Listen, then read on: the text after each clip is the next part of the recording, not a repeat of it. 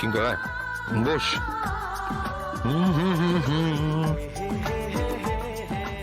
কি দেখছিস, কিছু বলবি?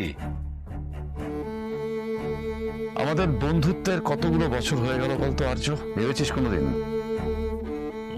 না, ভেবে দেখিনি। কেন ভাববো? আর ভাবতে যাবোই বা কেন? হ্যাঁ, আমিও ভাবি না, তবে তোকে তো একদম সামনে দাঁড়িয়ে দেখেছি, তোর জীবনে ওঠা পড়া সব, কিন্তু কোনোদিন এত খুশি দেখিনি তোকে।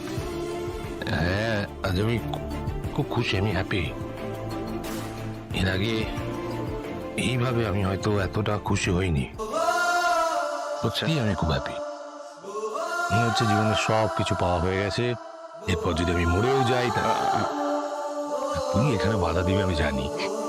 তুই আমার প্রাণের বন্ধু, ওর সঙ্গে আমি যা ইচ্ছে তাই করি, যা ইচ্ছে তাই বলি। আর সত্যিটা তোকে আমি বলবো, বলতে চাই ইনফ্যাক্ট। আসলে তাহলে আর্য সিংহ রায়,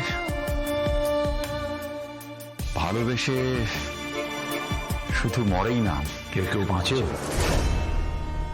আবার কেউ কেউ মরেও যায়, তাই না আর্য?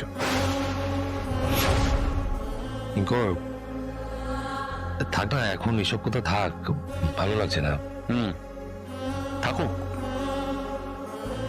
আমার কাছেই থাকুক, কিন্তু আর্য,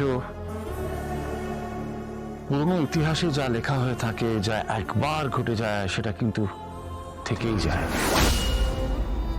সময়ের সাথে সাথে মানুষ হয়তো সেটাকে মনে রাখে না, কিন্তু আর্য সেটা মুছে ফেলা যায় না। চাই কি মুছে ফেলা?